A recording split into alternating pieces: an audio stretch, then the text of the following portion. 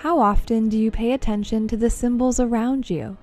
The ones that repeatedly show up throughout your day, or the ones that you see in your dreams? Hi there, and welcome to Beyond the Shuffle, a podcast where we explore this wild ride of the human experience through the lens of tarot. I'm Adrienne Amari, your host, guide, and lover of the stories of symbols. So settle in, open your mind, and let's go beyond the shuffle. For this week's episode, I thought it would be fun to talk about the symbols of tarot, and not in a way where we're going to go through a whole bunch of lists and symbols and I rattle off what they mean, but how we can work with them, what they mean, and why they even matter. Now, when I first started learning tarot, one of the pieces of advice I always saw was understand the symbols, learn the symbols. So I thought that what I should do is Google or research or get a book on symbols and look up every single one so I was sure to really deeply understand it. And while yes, you can 100% do that if that's your jam, that was not my jam. Because there was no connection. I was just reading pieces of information that sometimes I could relate to my life, but other times kind of felt flat. And you don't have to have a deep-seated knowledge of symbols to read tarot well, but understanding the symbolism in the cards and connecting to that symbolism really adds an extra layer of depth to your readings. It helps you spot more patterns and see underlying issues that if you didn't look into the symbolism, you may not realize is there. So why do symbols even matter? Well, our subconscious mind speaks in symbols. Think of your dreams. I'm sure they're filled with crazy symbols and stories that you try to make sense of. Our analytical mind wants a definition. It wants things to be logical and make sense. But a symbol bypasses that, and it speaks more directly to our intuition, our emotion, our subconscious. So I want you to think about it for a second. If I said to you the word sadness, of course that means something to you because you understand the word and the concept. But what if I said to you, picture a dark cloud following you around or hanging above your head, one that's threatening to rain, but it's not quite coming out? Doesn't that paint a much deeper, a much more solid emotional picture? Of course we get sadness, but maybe we also get frustration, stopped up emotions, wanting a release but not knowing how to get it. Symbols hold layers of data. It's not just a symbol for a word connotation. It's generally deeper than that. A single symbol can mean 5 different things at once or carry a complex story. For example, let's look at the Empress card in the Rider-Waite-Smith. She is lounging on her throne outside, and if we look at her, she looks comfortable, she's beautiful, she looks abundant. Now look more closely at her tunic, and what do you see? A pattern of pomegranates, which opens up layers of fertility. It connects to the myth of Persephone, the changes of the seasons, the cycles of life. In the same vein, we see pomegranates on the screen behind the high priestess, and we can connect that to the myth of Persephone, of going into the underworld, seeking that darkness and that unknown. So that one little symbol shows up in 2 different cards and relates to them in similar but also very different ways, and that's what the exciting thing about symbols is. Because what an interesting layer to add to both of those cards. The Empress is the fertility of maybe the body, but often the mind, of creativity. And the High Priestess is the mystery, the unknown, the balance between the inner and the outer, the underworld and the world atop. And if you don't know the myth of Persephone with the pomegranate, it was the pomegranate seeds that Hades tricked Persephone into eating that caused her to have to spend half her time in the underworld. Because if you ate food from the dead, you were bound to the underworld. And that's a story, a myth that I've always found so interesting and loved because Persephone's mom, Demeter, was so upset that she lost her daughter, and that's why the crops all died in the winter. When the deal was struck and Persephone was allowed to return for half the year, the crops flourished. And they use this myth, of course, to describe the cycles of life, but isn't that what the Empress is so much about? And of course, her eating the pomegranate seeds and then having to find that duality, the one that rules the underworld with Hades and the one who goes up out of the underworld to be with her mother. It's so similar to the two worlds that the high priestess sits in between. So I think that's a really fun example. And no, they're not all this deep. Sometimes a little symbol just reminds you of something. And I think that's the most important part that we need to remember. Symbols are personal. Now, the story of Persephone is not a personal story to me, but it's a myth that I love. I've always been interested in Greek mythology growing up, so that connection makes sense to me. It works in my brain and I can get something from it. So it's not saying that you have to have a personal experience with every symbol, but the symbols should mean something to you. It's okay if not every symbol speaks to you, and it's okay if you see a symbol and it makes you think of something that's not a standard or stereotypical meaning. Symbols come from our culture, our religion, the way we're brought up, but they also come from experiences that we've had in our lives. And that's, as I always will say, how you become a really good tarot reader, is learn the language of the cards through your own experience and voice. And I think with tarot especially, it's so easy to get wrapped up in the esoteric, the occult knowledge of knowing all the ins and outs, which if that's your jam, if that fuels you, go for it. But don't think that if you don't do that, you're not a skilled reader. And I think all of us will find a balance somewhere in the middle.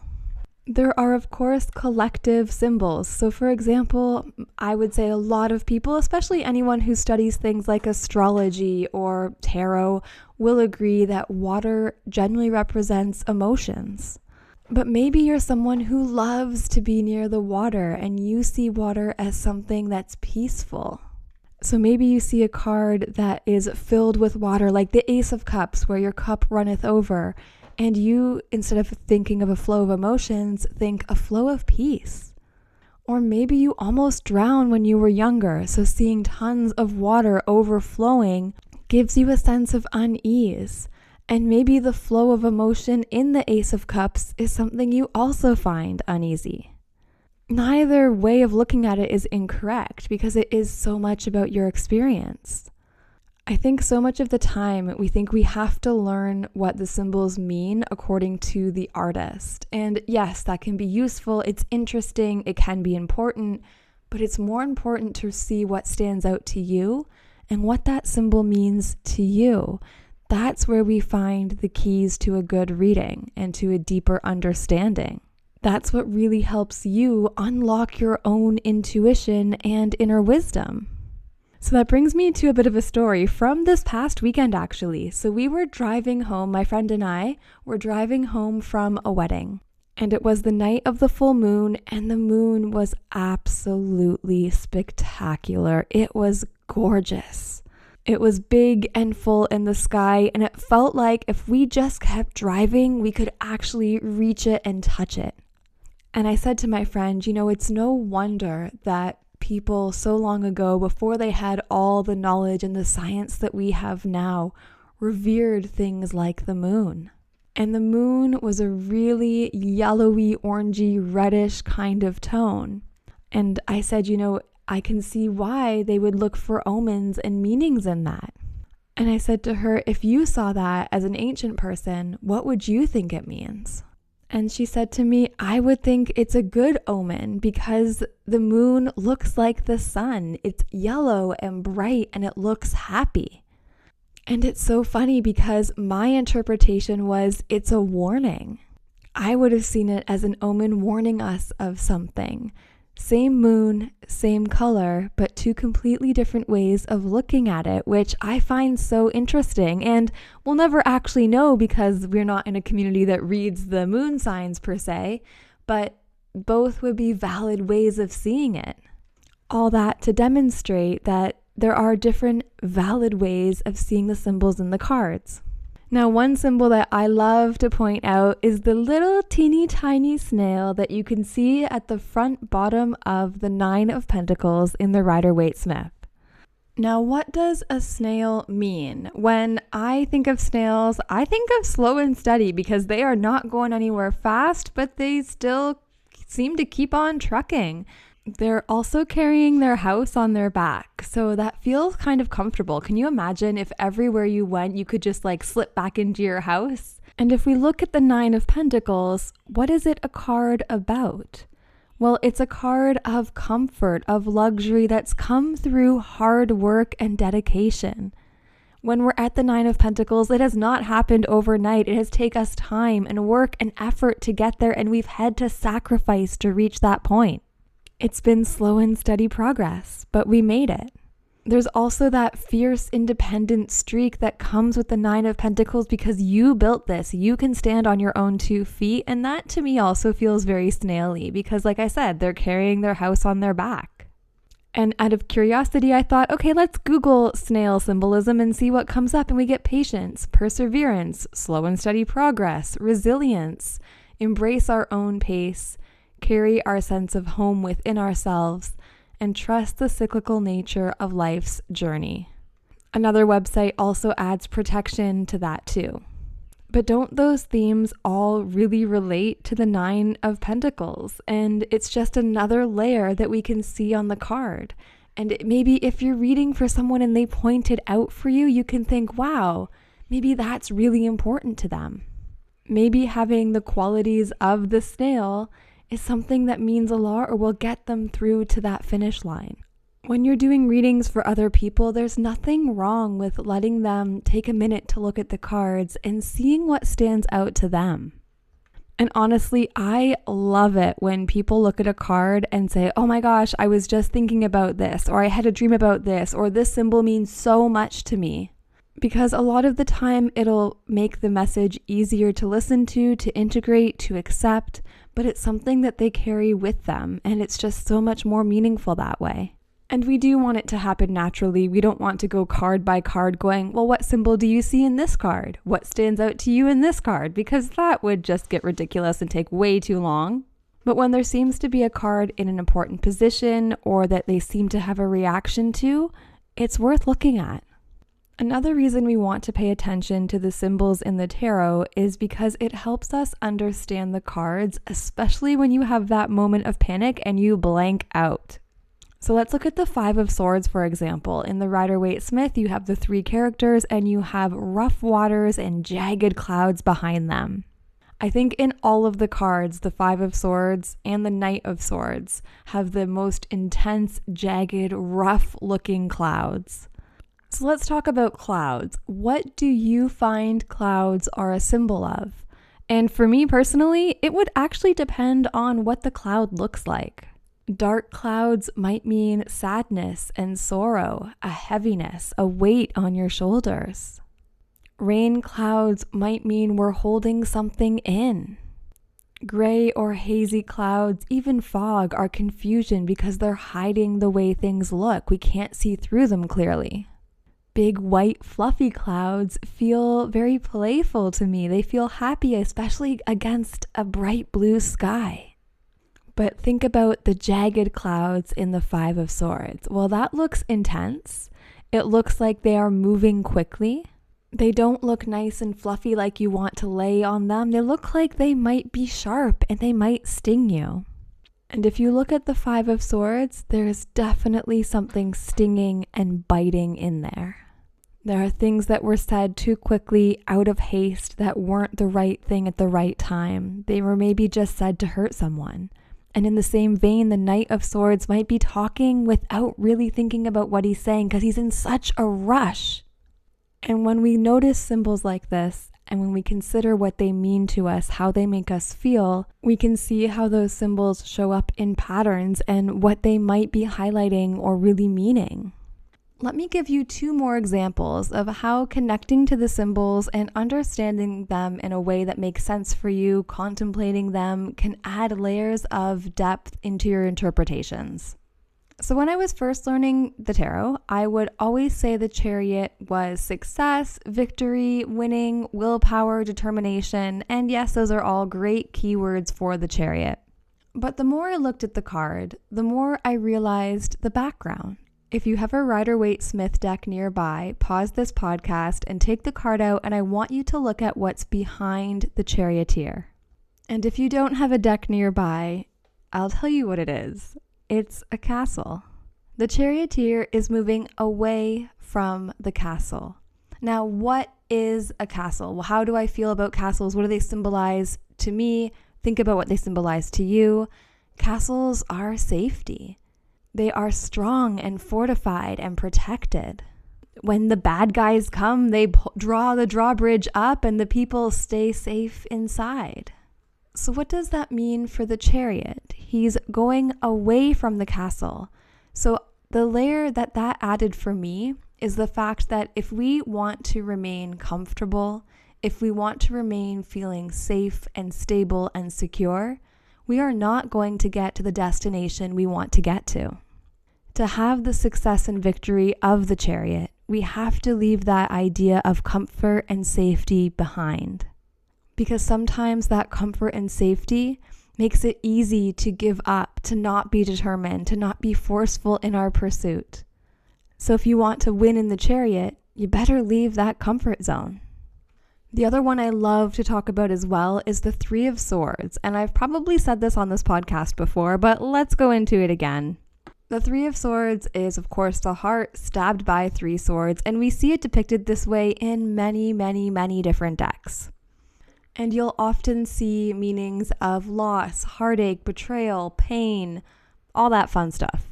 And I don't think anyone looks at the Three of Swords and thinks, woohoo, it looks like it's going to be a party.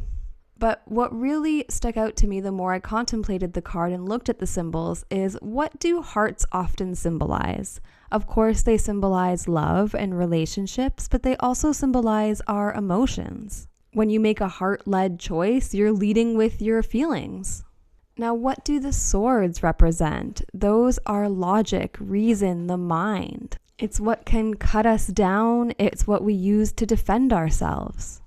So when we see these three swords stabbing this heart, this led me to the interpretation of the real issue. What's really hurting us is us trying to rationalize what we feel. We're trying to understand an emotion. We're trying to understand why someone did what they did. And no answer is ever going to bring us the closure or the peace that we need. And so our healing takes longer. It takes longer for us to go forward. The suffering persists because we are so stuck in the logical, rational mind. And it's funny, I started testing out this theory, this meaning, when it was coming up, and I would say to people, are you really trying to understand why or how you feel about this situation, and do you feel stuck there? And I guarantee you, every person I asked said yes. So that has become the core meaning for me of the Three of Swords. Yes, it's pain. Yes, it's sadness. Yes, maybe it's betrayal.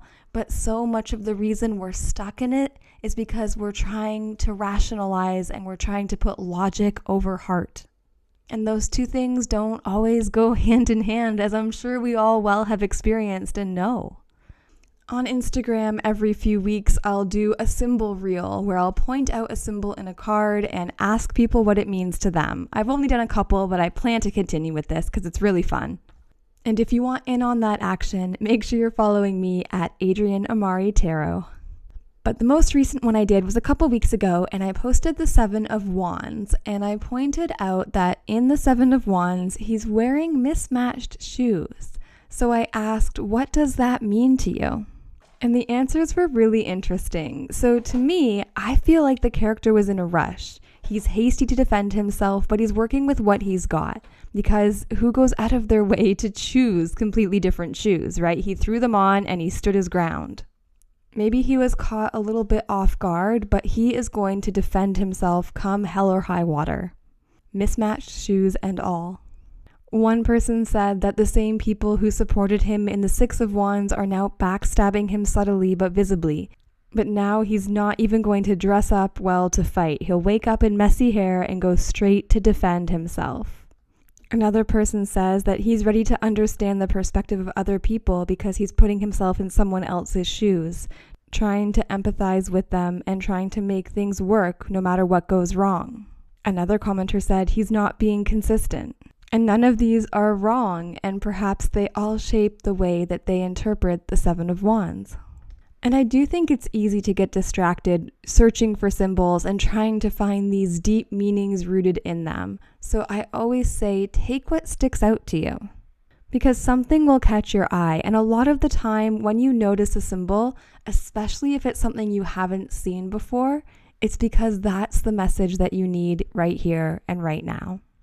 One other really fun way to use the symbols in tarot, which I teach in my Tarot for Manifestation masterclass, which the replay is available in the Tarot Lab. So if you are looking to uplevel your skills, connect with the tarot community, and work with tarot in fun, new, interesting ways, we would love to see you there. You can find all the information at thetarotlab.com. I upgraded and got its own domain for it now, which is really exciting. But back to what I was saying, the Manifestation Masterclass, one of the techniques that we use is to pull a card, see what symbol comes out, and use that as a symbol for a sign. So when you're trying to manifest, sometimes it's nice to ask the universe if you're on the right track. So you can pull a card, see what shows up for you, and say, okay, universe, show me this symbol so that I know I'm on the right track, so I know my manifestation is working. See what stands out for you, and then see how it shows up in the world around you. The last time I did this, I pulled the Strength card, and of course what stood out to me first and foremost is the awesome lion. So I took the lion as my symbol, and a few days later I was exchanging readings with a friend of mine, and doesn't she pull a card? It wasn't Strength, it was just an oracle card that had a freaking lion on it. So in short, symbols are fun, they're meaningful, and they're personal.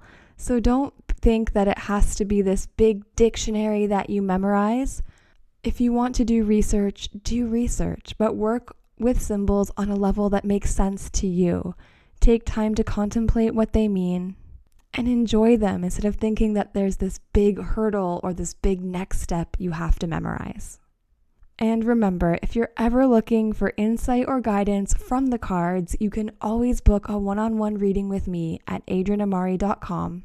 And if you're ready to take your tarot reading skills to the next level, come join us in the Tarot Lab. It is not a course, and according to Tarot Lab members, it's better than a course. It's monthly masterclasses, practice labs, resources, office hours, community, case studies, and challenges to get you using your cards in all sorts of different ways, thinking of how they relate to you and your life, and really developing the skills you need to become a great tarot reader. Again, you can find all the details at thetarotlab.com. Now this week, I'd really like you to think about, or maybe pay attention to, the symbols that show up for you. So whether it's symbols that are repeating in cards or out in the everyday world, I want you to pay attention, jot them down maybe, and if you're willing, send me a message and share. I'll also say that really considering and working with symbols to connect to your intuition and your subconscious makes it a lot easier to interpret your dreams. But I hope you found this episode interesting. If there's ever anything you'd love to hear about in the realms of tarot here on Beyond the Shuffle, please send me a message at beyondtheshuffle@adrianamari.com.